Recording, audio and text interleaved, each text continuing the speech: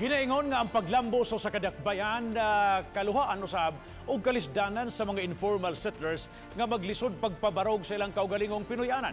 Apan bisan panini, adunay mga informal settlers nga gusto mupabilin sa malisod nilang kahintang, inay dawaton ang tanyag sa kagamahanan.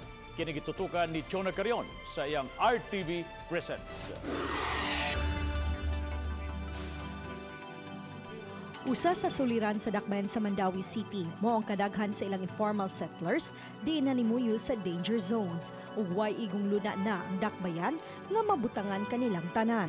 Tungod niini, ang National Housing Authority ubos sa kamanduan ni Presidente Rodrigo Duterte mipasiug daw socialized housing project sa usa ka libo ka beneficiaries. Gihangop kini ni Mayor Luigi Quisumbing aron mahatagan og disenteng kapuy-an ang mga informal settlers sa dakbayan.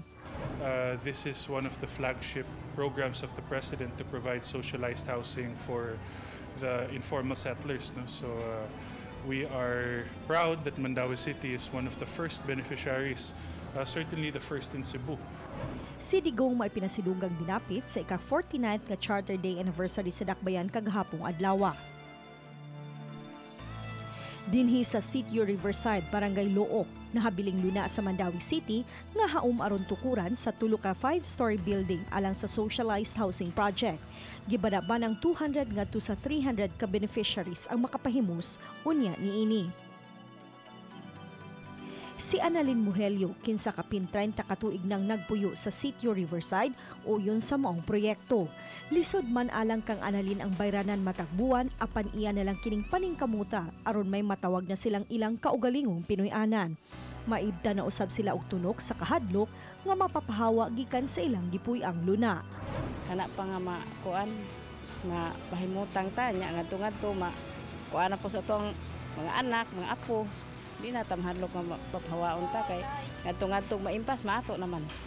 Apan ang uban supak sa programa tungod sa binuwa nilang bayranan.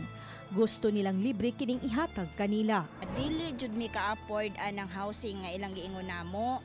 Kay maglisod man gani mi mabuhi gani sa mong anak, usaray nangita kasagaran usaray joy nangita namo. Nya magunsa man mi ma'am kung wala mi kahatag sa kanang kondo. Mo ilahang giingon. Ay magunsa ug mapahawa mi ma'am asa naman sa taon mi nila papuyon. Katungod unta sa matag usa nga makaangkon og disenteng kapuy-an. Apan tungod sa kalisod, ang uban mirisgo sa pagpuyo sa mga dapit nga giilang danger zone. Sa socialized housing program, pribilehiyo kini nga ihatag sa kagamhanan alang sa mga kabus. Adunay mga bayranan apan sa ubos ra kaayo nga kantidad. Asa mas angayan ang pagpuyo sa lisod nga kahintang tungod kay ang dapit giilang nga danger zone o kaha ang pagdawat sa gitanyag nga pribilehiyo sa kagamhanan nga usa ka adlaw may matawag ka ng imong kaugalingong Pinoyanan. Adunay panultihon nga mas tamis kabuton ang butang nga imong gihaguan o gipaningkamutan kaysa butang nga gidawat lang nga libre. Ako si Chona Carion ug kini ang akong short dokyo.